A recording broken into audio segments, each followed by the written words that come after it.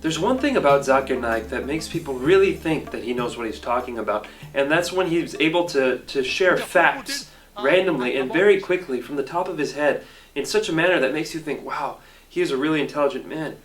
But a friend of mine sat down and went through a 5-minute talk of his once, and in that 5 minutes, he was able to make over 25 mistakes. Charles Darwin went on an island by the name of Calotropis. There is no such island as the Calotropis Islands anywhere. It was actually the Galapagos Islands that Darwin visited, where he found finches. And there he found birds pecking at niches. These finches do not peck at niches, as Naik says. They lived in separate ecological niches. Depending upon the ecological niches they pecked, the beak kept on becoming long and short. The differences Darwin observed between these finches were far more than simply beak length.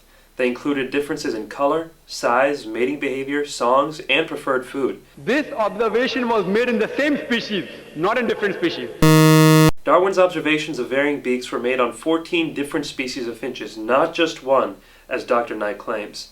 The beak length actually did not vary within the species. Charles Darwin wrote a letter to his friend Thomas Thompson.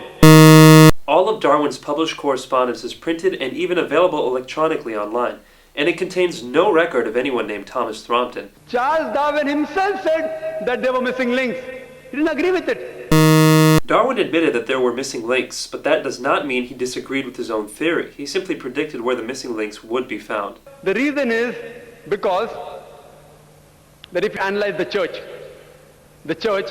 was against science previously. The church was never against science. Almost all the great European scientists of Galileo's time, including Galileo, were devout Christians. People like Newton, Copernicus, Kepler, Boyle, Linnaeus, Pascal were all committed believers in the Bible. And you know the incidents that they sentenced Galileo to death. Galileo, a devout Catholic, was never sentenced to death. He was sentenced to life imprisonment on June 22, 1633, and then that sentence was commuted to house arrest. He died more than 8 years later on the evening of January 8, 1642, of old age. Galileo believed that his theories fit with the Bible, and he wrote a book arguing this based on early interpretations of Christians like Augustine. Naik goes on to make the same false statement 2 more times, but let's only count it as one factual error. So all the scientists, most of them, they support the theory because it went against the Bible, not because it was true. Actually, most scientists did not support Darwin's theory for many years, and most of these same scientists revered the Bible. Basically, this account by Dr. Naik is a total fabrication. All the sages, Lucy, there were 4 hominids. Everything Dr. Naik says here is wrong. There is no such word as hominites. He must mean hominids. Science tells us today there are 4 hominids. There are not a mere 4 hominids. There are at least 14. First is Lucy, along with its guide Australopithecus. There is no such hominid as Dasnothologist. Lucy was an Australopithecus afarensis, which died about 3.5 million years, the Ice Age. The Ice Age was not 3 1/3 million years ago.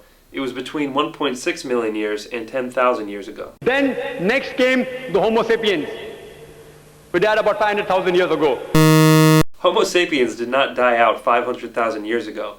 You and I, and even Zakir Naik, are Homo sapiens. Then came the Neanderthal man.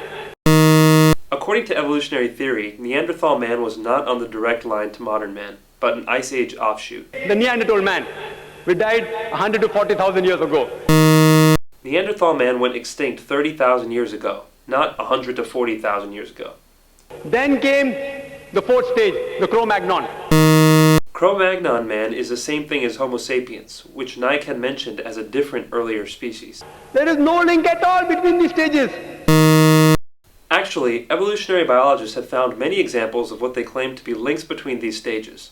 For example, Homo habilis, Homo ergaster, and Homo heidelbergensis. If you know of Sir Albert Georgi, who got the Nobel Prize for inventing the vitamin C.